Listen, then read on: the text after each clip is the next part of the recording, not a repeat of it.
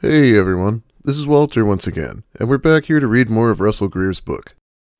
It's an apparently non-fiction account of the time he tried to woo Taylor Swift by sending her a song that he wrote, and eventually he's going to sue her, just like the title says. Let's get started with Russell Greer's book, Why I Sued Taylor Swift. Unbelievable, this man has delusional thinking of the highest order. I tried to take this guy's side, but he obviously is clueless about numbers. Taylor Swift has millions of fans, and to think that he would be a blip, a millisecond of a millisecond on her radar is seriously a mental issue. I have been around celebrities small time, so you can only know so many people and do so much. He is literally a crazy person, and I went into this trying to be on his side for my own reasons. The biggest thing, I think, is he is delusional. There is no way people are reacting to him the way he describes. That is literally his own internal demons or delusional thoughts screwing him over. He needs help, and I'm not concerned trolling. If you read this review, Mr. Greer, seek help with your delusional disorder. Yeah, so last time he completed the gift that he was going to send to Taylor Swift, and you can tell by the chapter title that things are about to get funnier. It reminds me of Christian. Chapter 4, Dirty Rotten No Good Agents. It was a glorious sight to behold. Before any grammar Nazis execute me, I use the correct homonym when using the word sight and not sight, and I wouldn't dare use the word sight in this context. Sorry, just my tongue-in-cheek humor. Because I was indeed looking at the Taylor Swift website, which contained Taylor's manager's contact information. I felt like Indiana Jones in a way, staring at the statue of the gold monkey I was about to steal, having already made it past the booby traps and poison arrows. The contact information looked so beautiful that I almost cried. Taylor's agents' names, Jay and Robert, seemed to illuminate with holiness. I did a mock Catholic prayer, as they were almost like saints whose likenesses needed to be revered. Wow, that has to be a candidate for the worst paragraph in the history of literature. He spent half of it making some stupid word joke and then over-explaining it. And his reverence for Taylor Swift is really creepy. As a working professional, I knew that the proper way to make contact with an important person or place was to go through the designated representatives. As tempting as it was, I wanted to avoid directly contacting Taylor herself, as I didn't want to come across as a stalker.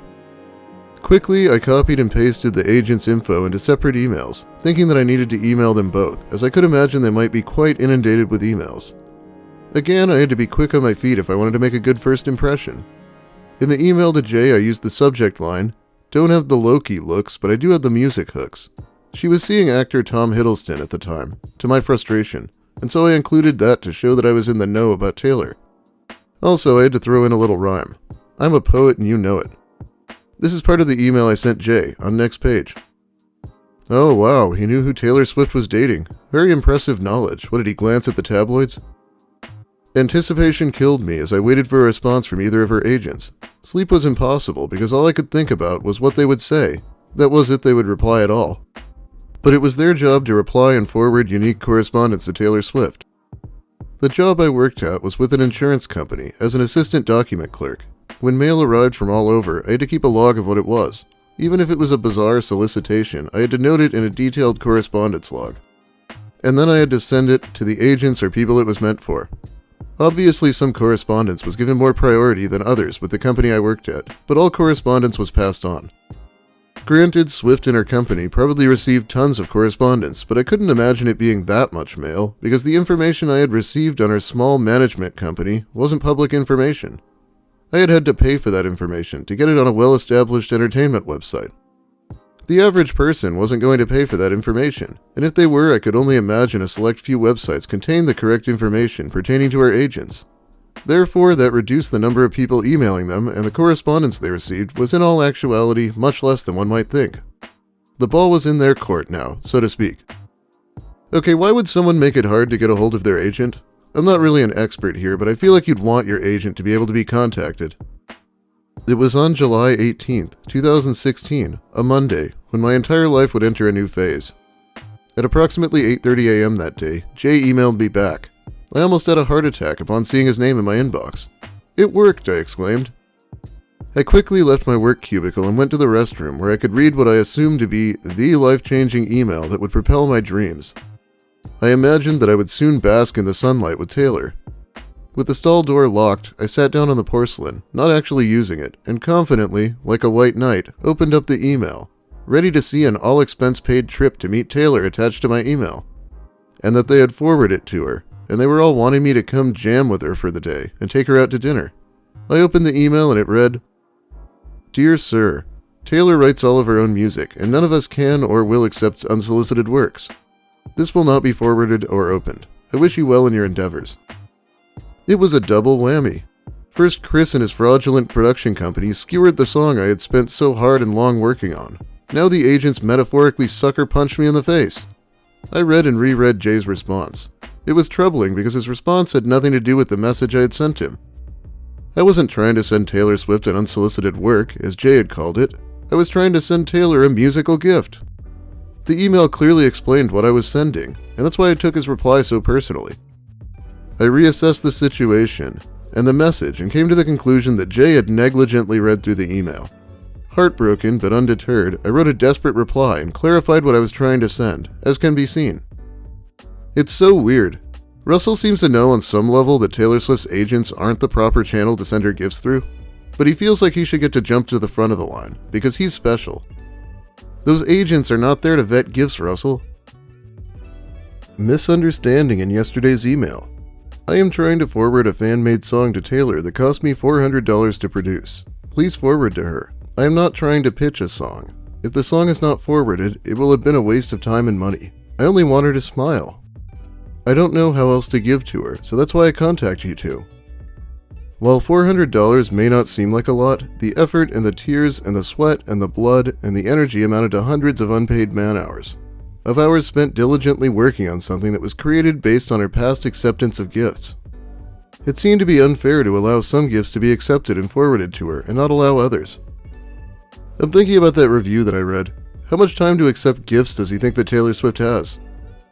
Even if the gifts were sent directly to her and not through her agents, it seemed to be contradictory for her to open and post those gifts, based on how Jay said, none of us can or will accept unsolicited works, which seemed to include Taylor Swift. If Jay considered my musical gift to be an unsolicited work, then surely he also frowned upon other gifts, not necessarily songs, that would constitute unsolicited works. His email was so vague and so quick, it seemed confusing as to what he was referring to, and if he understood what I was sending. Desperately, I emailed him a few times, responding to his message. Unfortunately, he didn't respond. Excuse my French, but he was being a lame ass. The brief email interaction with Jay left me bitter. The rest of that summer of 2016 left me sick to my stomach because I had something that could flatter a person I cared about, but she wouldn't see it. Granted, the song wasn't the best because Chris was a fake music producer, but the video and my brother's voiceover made a huge difference. If Taylor saw my sheet music, at the very least, and saw how much effort I had put into drafting and composing the thing, I knew she would be flattered. After all, one could reason, Taylor Swift is a human being with emotions and likes and dislikes, just like everybody else. She could have easily disliked it, agreed. Taylor easily could have disliked it, but that's why I wanted her to have the song and my story so she could make that determination herself.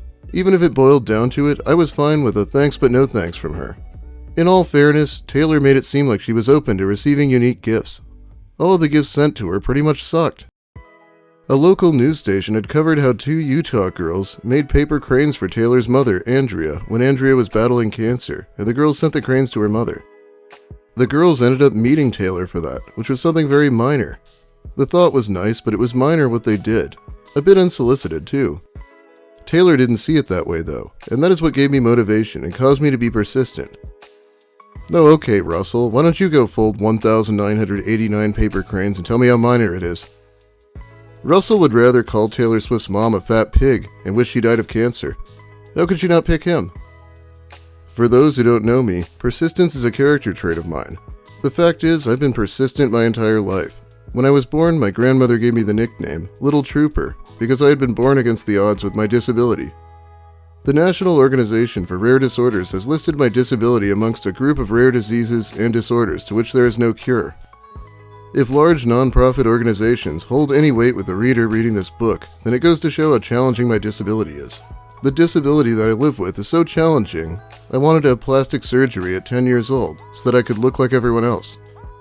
My parents agreed to my request to have surgery, and so that entire year was defined by having doctors poke, prod, stab, sew, x-ray, MRI, and electric shock me in the hope that they could find the easiest way to fix me.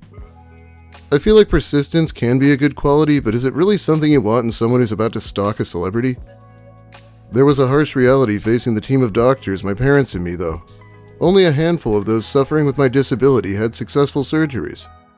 Dr. Morales, the head surgeon at Primary Children's Hospital in Salt Lake City, Utah, had confidence that he could do the surgery flawlessly.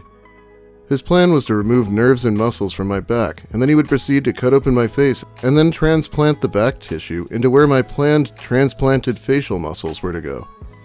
After 8 hours in surgery, though, the doctors could not complete the task they promised to do. In essence, I was their deformed guinea pig. All that I had received from that whole ordeal were nasty surgery scars. Through time, the scars faded and are now a souvenir of sorts. They are a harsh reminder that we can't physically change who we are. No amount of medicine or surgery can make a person beautiful. A person can only truly discover their beauty when they first learn to love their own body and skin. As cliched as it sounds, it's true. God, if this was the only paragraph you read, you might be rooting for him. It's good that he doesn't let his disability drag him down, but he's gone so far in the direction of narcissism at this point.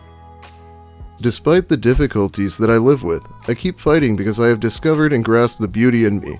Sometimes I have lost hold of that beauty, but when I have found it, that beauty has given me a desire to live, to eat, to drink, to do the things that are difficult for me to do. This fight in me has extended to a desire to make something of myself. It is what got me through college. When I rode the public transportation to my classes during college, I would often hear other passengers blurt out comments directed at me like, "I didn't know they let special ed people go to college." Those words pierced like a scorching iron, but they motivated me to graduate college and get into an office job so that I could rise above those closed-minded, miserable people and prove them wrong. Success is the best revenge, so they say. The logic was the same with Taylor and her agents. Well, I wasn't going to back down because I had relied on Taylor's representations and I wanted fairness, and because I had put in a lot of money. The real reason for my persistence was that if I gave up, then the bullies and the online harassers would win essentially. If Taylor's interviews were true of how she was bullied and teased, then she would feel connected to my plight. I had to try and give my gift and story to her, but the agents were my only realistic way of getting this to her without it coming off wrong. Honestly, I was afraid that if I contacted her family or her, I would somehow be lumped together with the crazy stalkers who trespassed on her land. E.g. the mentally ill loser who swam naked to her Rhode Island home to meet her.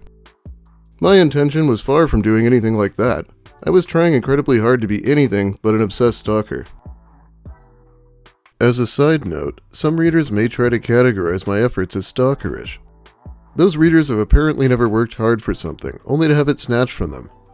If a scoffing reader has lost something that they worked for, then they've obviously never tried fighting for their rights.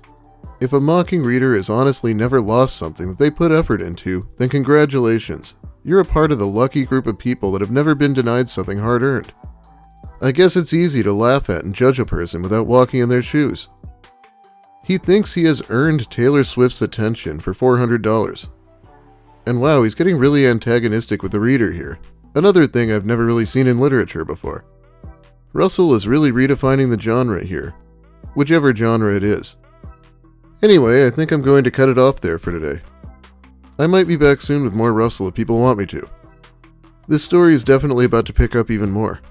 If you like the video, please give it a like. If you have something to say about Russell, or about my content in general, make sure you let me hear it in the comments. I'll be here reading them while the video's new. If you're new here, consider subscribing for more of the same. Big thanks also to my amazing patrons who support me more directly over on Patreon. It's a huge help. Have a great day, everyone, and try not to get stonewalled by my agents in the comments.